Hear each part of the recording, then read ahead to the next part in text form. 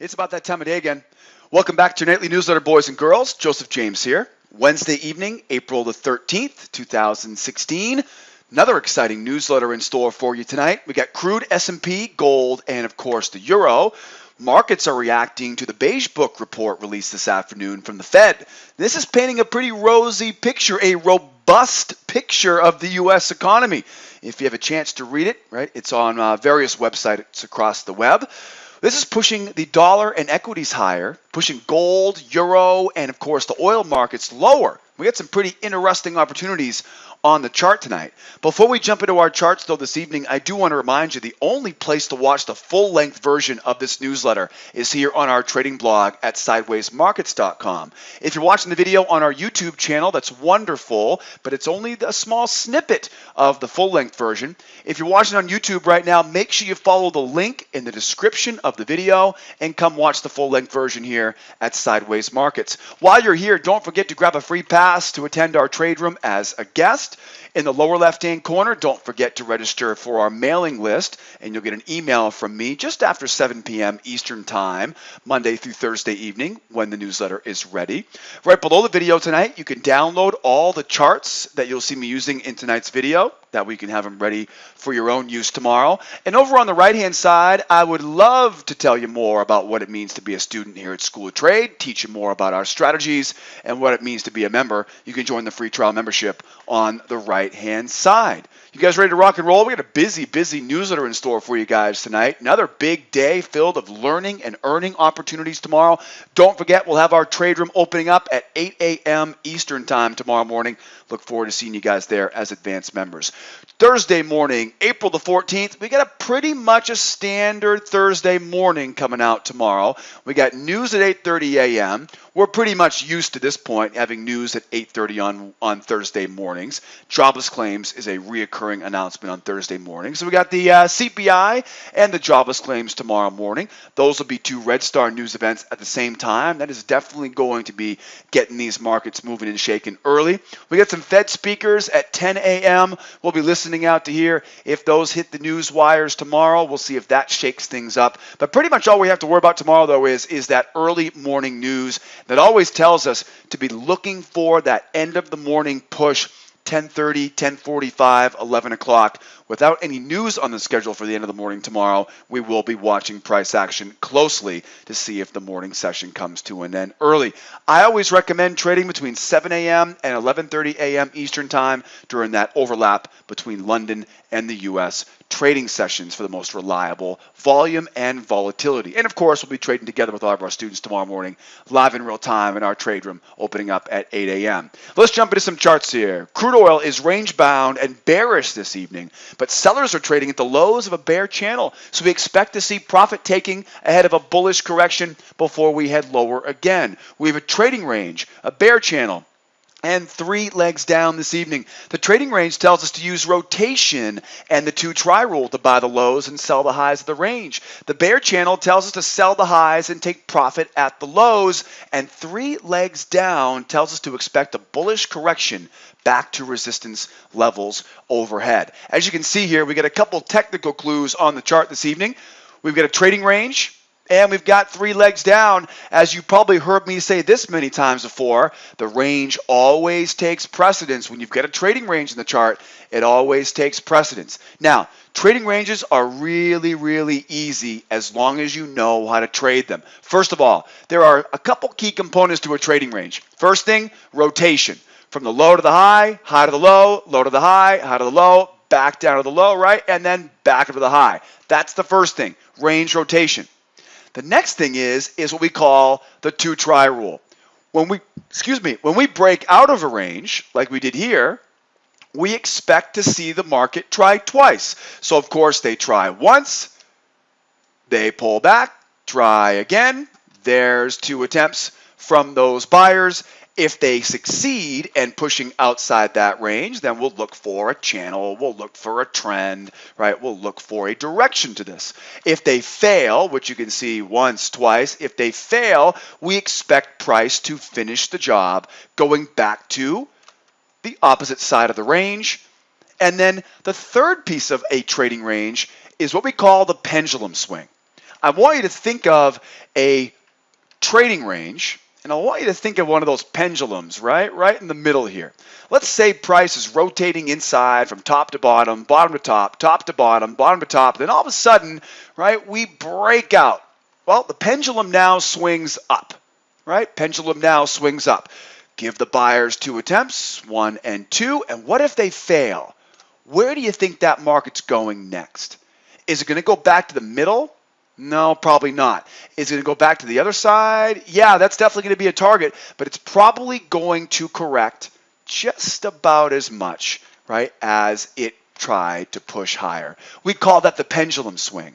And what we use is we use these range expansion levels above and below the range to give us an idea of how far that rotation swing is going to go. So as you can see here right now, there's your trading range, right? Here's your pendulum.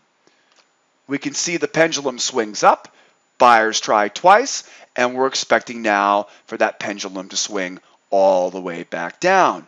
Okay, so 2 tries to the upside, fail, and off we go. Now, obviously, we have some support in our way, so we have to respect that area of support. 41.34 is definitely going to be the short-term target for the sellers.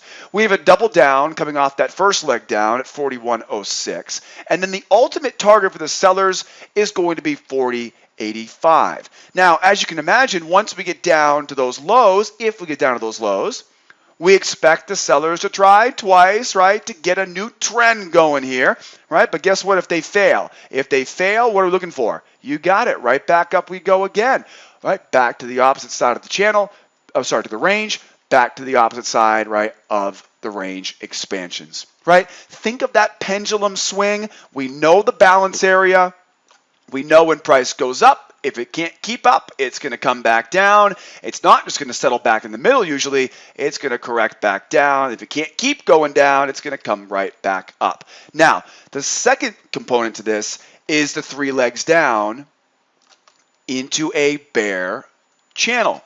Now, what do we know about bear channels? We know that bear channels, just like trading ranges actually, are going to use rotation. High to the low, low to the high, high to the low, low to the high, high to the low. Where should we be going next?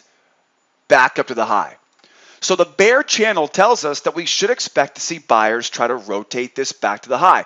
Really, in all reality, what we should expect is for sellers to take their profit, buy their way, right, cover their short positions, and get back to that high.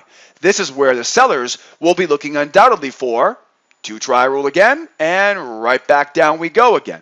So we know we have the bear channel, and we're expecting rotation, low to high, high to low, right? Up and down we go, and then looking for selling opportunities back at those highs.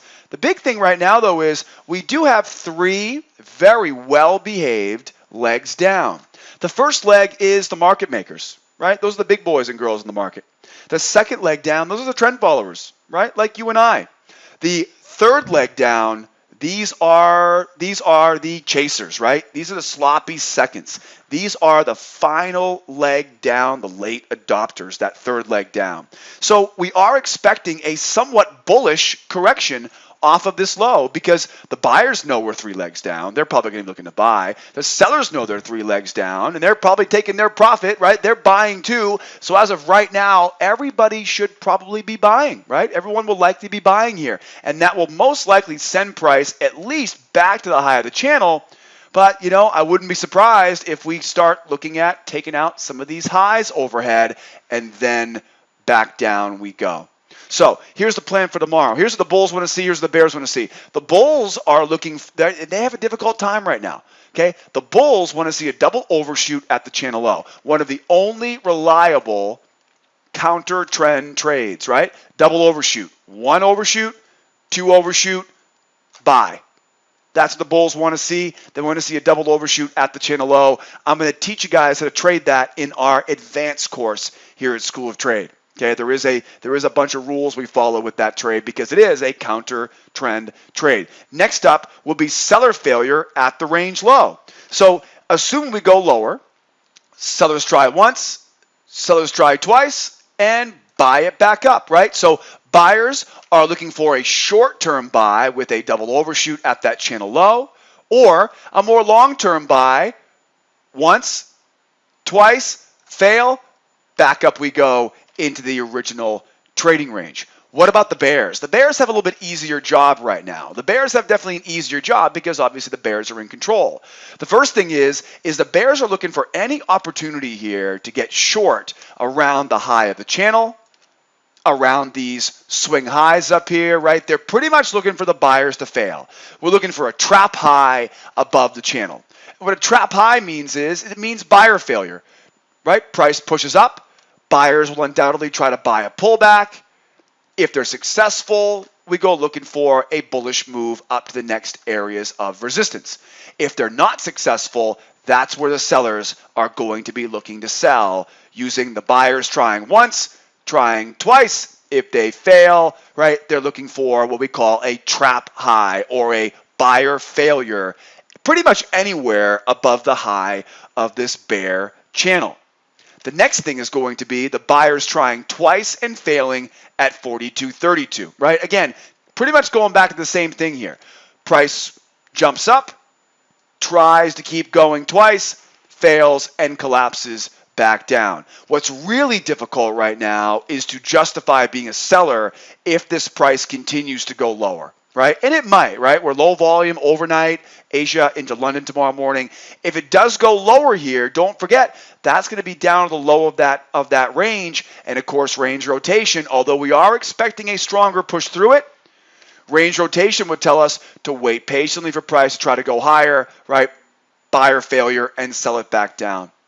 It's going to be a little bit challenging until we get up around at least the moving average if it comes lower, right? So if it goes lower here without us, we got to look for a bull trap above and sell back down because we're going to be quite low, right? The price will be quite cheap and sellers are going to be looking for a chance to sell at a much higher price. All right, guys, you got a good plan there for crude tomorrow. Don't forget, we'll be trading that market live in real time tomorrow morning with all of our students here at School of Trade. Let's keep moving. The E-mini S&P is bullish with a spike in channel, but the rising wedge has been completed to a measured move, so we can expect a bearish correction back to support levels below for the most reliable buying opportunities tomorrow.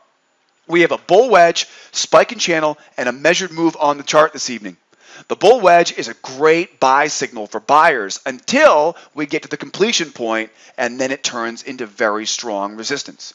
The spike in channel tells us to buy the lows of the channel, which means the buyers will be taking profit at the highs and waiting for a correction back to the lows. Now, the spike in channel also provides with a correction zone starting at 2067 for the move back to the highs tomorrow. So be patient if you're a buyer if we pull back, lows of the spike in channel, right, and the low, of course, with that correction zone.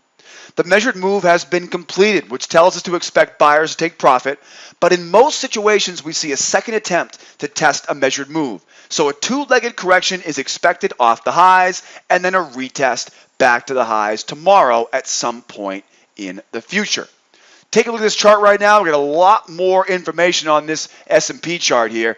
Technical clues. First of all, we have a bull spike in channel, right? Spike up, channel out. Okay, just like a trading range, just like any other channel, we have rotation. High to low, low to high, high to low, low to high. Here we are at the high of that channel. What do we expect next? Rotation back to the low where buyers will be looking to buy. What else do we know about a spike in channel? We also know there's this thing called the correction zone. The correction zone is built into the bottom portion of this channel. And I adjusted the correction zone a little bit because of the way this channel kind of set up. It's not the most picture-perfect spike in channel, right? But we have a correction zone starting at 2067 down to 2064. Ultimately, what we're looking for is we're looking for price to blow right through that low, get into this area, and then the sequence goes like this. Sellers try to sell the pullback, seller failure into strength, strength into continuations or pullbacks, and then back up to that high again. So once again, we know we have the spike in channel, right? We know we have that spike in channel. The spike in channel comes all the way out like this, right? There's your spike in channel. We're rotating at the highs now. First opportunity for a spike in channel is to buy the low back to the high. The rule of threes, though, usually applies.